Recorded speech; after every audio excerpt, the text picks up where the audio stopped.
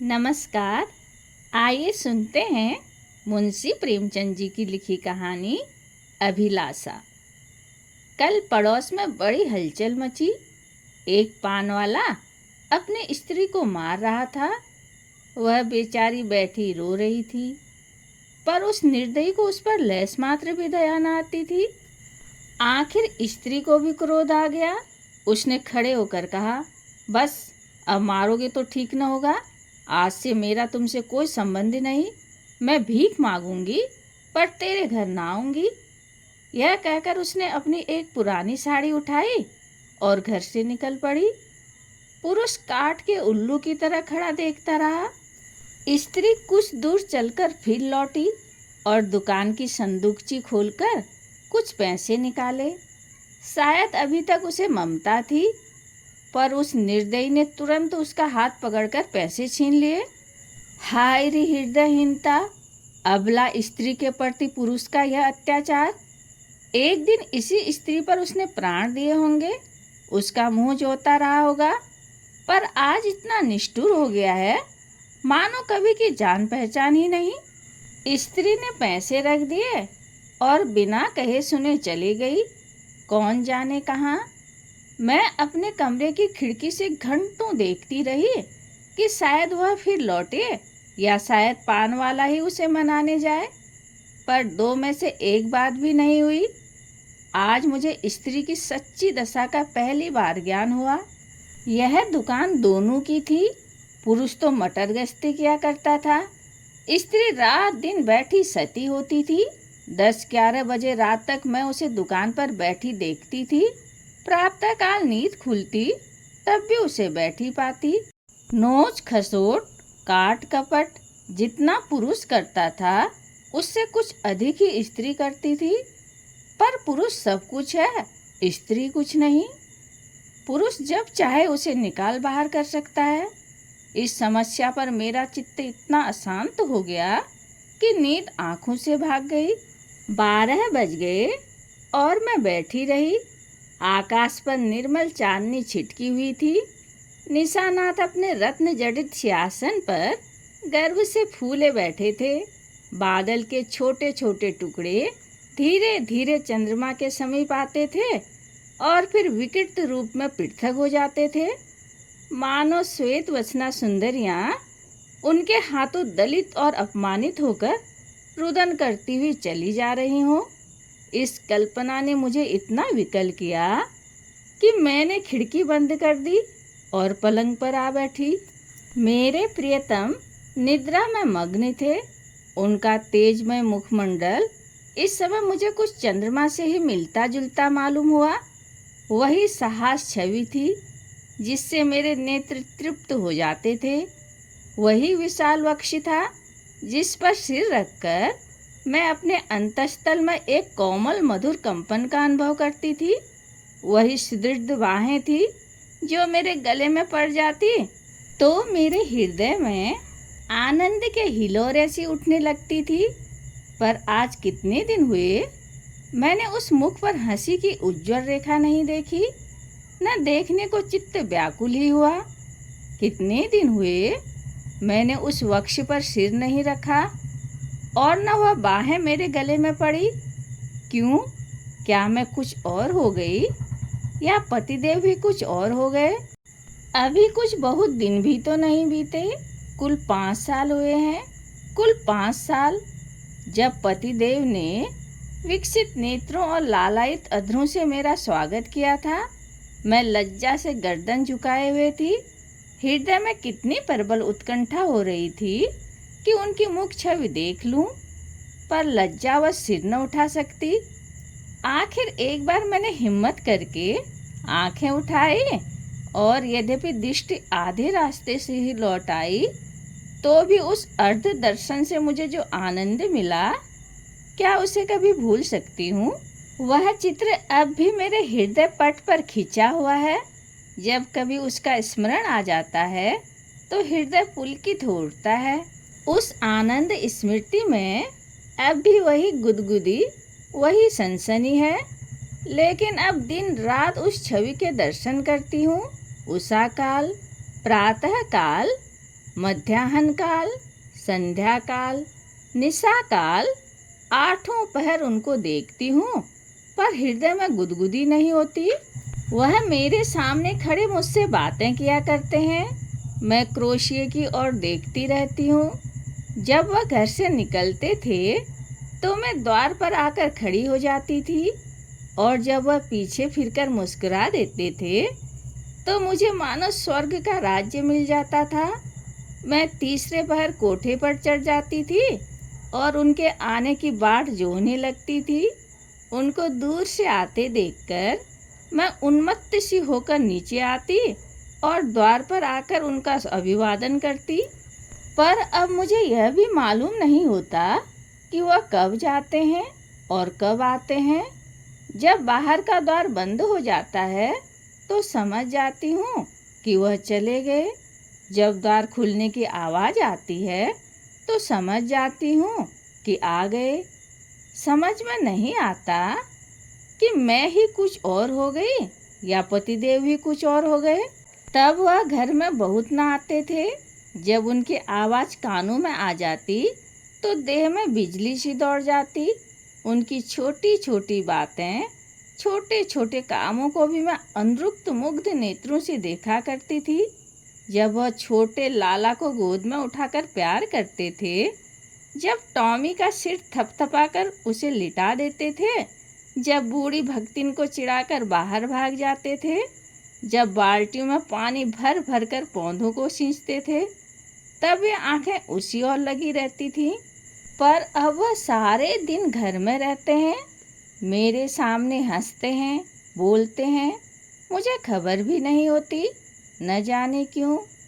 तब किसी दिन उन्होंने फूल का एक गुलदस्ता मेरे हाथ में रख दिया था और मुस्कुराए थे।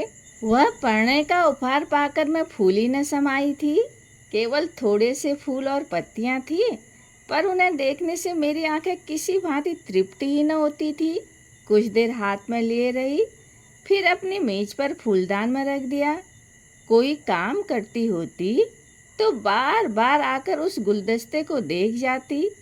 कितनी बार उसे आंखों से लगाया, कितनी बार उसे चूमा। कोई 1,00,000 रुपये भी देता तो उसे न देती। उसकी एक एक पंखुड़ी मेरे लिए एक एक रत्न थी। जब वह मुरझा गया तो मैंने उसे उठाकर अपने बॉक्स में रख दिया था। तब से उन्होंने मुझे हजारों चीज़ें उपहार में दी हैं। एक से एक रत्न जड़ित आभूषण है, एक से एक बहुमूल्य वस्त्र हैं, और गुलदस्ते तो प्राय नित्य ही लाते हैं। लेकिन इन चीज़ों को पाकर वह उल्लास नहीं होता। मैं उन चीज़ों को पहनकर आईने में अपना रूप देखती हूँ और गर्व से फूल उठती हूँ। अपनी हमजोलियों को दिखाकर अपना गौरव और उनकी ईर्ष्या बढ़ाती हूँ।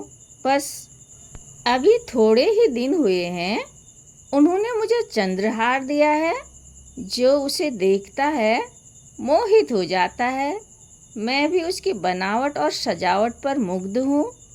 मैंने अपना संदूक खोला और उस गुलदस्ते को निकाल लाई। आह! उसे हाथ में लेते ही मेरी एक एक नस में बिजली दौड़ गई। हृदय के सारे तार कंपित हो गए।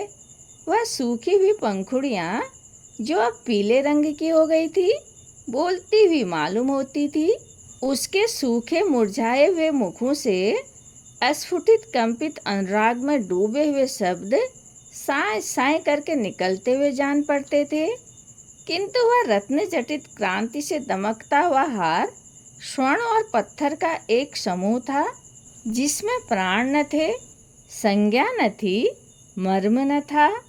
मैंने फिर गुलदस्ते को चूमा, कंठ से लगाया, आर्द्र नेत्रों से सींचा और फिर संदूक में रखाई। आभूषणों से भरा हुआ संदूक भी उस एक स्मृति चिन्ह के सामने तुक्ष था। यह क्या रहस्य था? फिर मुझे उनके एक पुराने पत्र की याद आ गई। उसे उन्होंने कॉलेज से मेरे पास भेजा था। उसे पढ़कर मेरे हृदय में जो आनंद हुआ था, जो तूफान उठा था, आँखों से जो नदी बही थी, क्या उसे कभी भूल सकती हूँ? उस पत्र को मैंने अपनी सुहाग की पिटारी में रख दिया था। इस समय उस पत्र को पढ़ने की प्रबल इच्छा हुई। मैंने पिटारी से वह पत्र निकाला। उसे स्पर्श करते ही मेरे हाथ कांपने लगे, हृदय में धड़कन होने लगी। मैं कितनी देर उसे हाथों में लिए खड़ी रही, कह नहीं सकती। मुझे ऐसा मालूम हुआ कि मैं फिर वही हो गई हूँ जो पत्र पाते समय थी। उस पत्र में क्या प्रेम के कवित्वमय उद्गार थे? क्या प्रेम की साहित्यिक विवेचना थी? क्या वियोग व्यंग का करुण क्रंदन था? उसमें तो प्रेम का एक शब्द भी न था। लिखा था, कामिनी, तुमने 8 दिनों से कोई पत्र नहीं लिखा। क्यों नहीं लिखा? अगर तुम मुझे पत्र न लिखोगी तो मैं होली की छुट्टियों में घर न आऊँगा, इतना समझ लो। आखिर तुम सारे दिन क्या करती हो? मेरे उपन्यासों की अलमारी खोल ली है क्या? आपने मेरी अलमारी क्यों खोली? समझती होगी मैं पत्र न लिखूंगी तो बच्चा खूब रोएंगे और हैरान होंगे। यहाँ इसकी परवाह नहीं। 9 बजे रात को सोता हूँ तो 8 बजे उठता हूँ।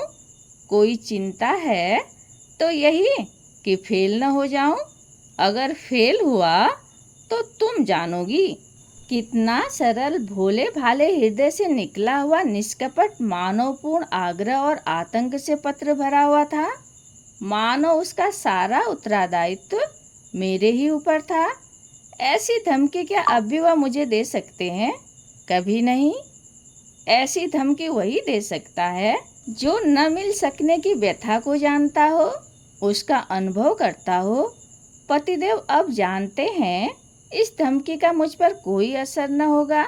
मैं हंसूंगी और आराम से सोऊंगी, क्योंकि मैं जानती हूँ वह अवश्य आएंगे और उनके लिए ठिकाना ही कहाँ है, जा ही कहाँ सकते हैं। तब से उन्होंने मेरे पास कितने पत्र लिखे हैं। 2 दिन को भी बाहर जाते हैं तो जरूर एक पत्र भेजते हैं, और जब 10-5 दिन को जाते हैं तो नित्य प्रति एक पत्र आता है। पत्रों में प्रेम के चुने हुए शब्द, चुने हुए वाक्य, चुने हुए संबोधन भरे होते हैं। मैं उन्हें पढ़ती हूँ और एक ठंडी सांस लेकर रख देती हूँ। हाय, वह हृदय कहाँ गया? प्रेम के इस निर्जीव भाव शून्य कृत्रिम शब्दों में वह अभिन्नता कहाँ है? वह रस कहाँ है? वह उन्माद कहाँ है? वह क्रोध कहाँ है? वह झुंझलाहट कहाँ है? उनमें मेरा मन कोई वस्तु खोजता है, कोई अज्ञात, अव्यक्त, अलक्षित वस्तु, पर वह नहीं मिलती। उसमें सुगंध भरी होती है। पन्नों के कागज आर्ट पेपर को मात करते हैं, पर उनका यह सारा बनाव संवार किसी गत यौवना नायिका के बनाव श्रृंगार के सदृश ही लगता है। कभी कभी तो मैं पत्रों को खोलती भी नहीं। मैं जानती हूँ उनमें क्या लिखा होगा। उन्हीं दिनों की बात है, मैंने तीजे का व्रत किया था। मैंने देवी के सम्मुख सिर झुकाकर वंदना की थी। देवी, मैं तुमसे केवल एक वरदान मांगती हूँ, हम दोनों प्राणियों में कभी विच्छेद न हो, और मुझे कोई अभिलाषा नहीं। मैं संसार की कोई और वस्तु नहीं चाहती। तब से 4 साल हो गए हैं और हम में एक दिन के लिए भी विच्छेद नहीं हुआ। मैंने तो केवल एक वरदान मांगा था। देवी ने वरदान का भंडार ही मुझे सौंप दिया। पर आज मुझे देवी के दर्शन हो तो मैं उनसे कहूँ, तुम अपने सारे वरदान ले लो, मैं इनमें से एक भी नहीं चाहती। मैं फिर वही दिन देखना चाहती हूँ जब हृदय में प्रेम की अभिलाषा थी। तुमने सब कुछ देकर मुझे उस अतुल सुख से वंचित कर दिया जो अभिलाषा में था। मैं अब की देवी से वह दिन दिखाने की प्रार्थना करूं जब मैं किसी निर्जन जल तट और सघन वन में अपने प्रियतम को ढूंढती फिरूं। नदी की लहरों से कहूं, मेरे प्रियतम को तुमने देखा है? वृक्षों से पूछूं, मेरे प्रियतम कहाँ गए? क्या वह सुख मुझे कभी प्राप्त होगा? उसी समय मंद शीतल पवन चलने लगी। मैं खिड़की के बाहर सिर निकाले खड़ी थी। पवन के झोंकों से मेरे केस की लटें बिखरने लगी। मुझे ऐसा आभास हुआ मानो मेरे प्रियतम वायु के इन उच्छ्वासों में हैं। फिर मैंने आकाश की ओर देखा। चाँद की किरणें चांदी के जगमगाते तारों की भांति आंखों से आंख मिचौनी सी खेल रही थी। आंखें बंद करते समय सामने आ जाती, पर आंखें खोलते ही अदृश्य हो जाती।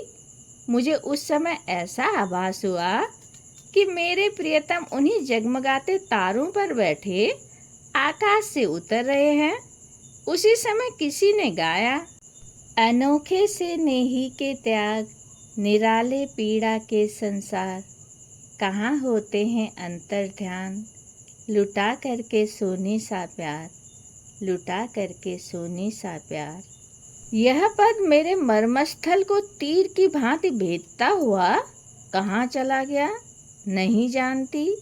मेरे रोए खड़े हो गए, आंखों से आंसुओं की झड़ी लग गई। ऐसा मालूम हुआ जैसे कोई मेरे प्रियतम को मेरे हृदय से निकाल लिए जाता है। मैं जोर से चिल्ला पड़ी। उसी समय पतिदेव की नींद टूट गई। वह मेरे पास आकर बोले, क्या अभी तुम चिल्लाई थी? अरे, तुम रो रही हो, क्या बात है? कोई स्वप्न तो नहीं देखा? मैंने सिसकते हुए कहा, रोऊं न तो क्या हंसूं? स्वामी ने मेरा हाथ पकड़कर कहा, क्यों, रोने का कोई कारण है या यूं ही रोना चाहती हो? क्या मेरे रोने का कारण तुम नहीं जानते? मैं तुम्हारे दिल की बात कैसे जान सकता हूँ? तुमने जानने की चेष्टा कभी की है?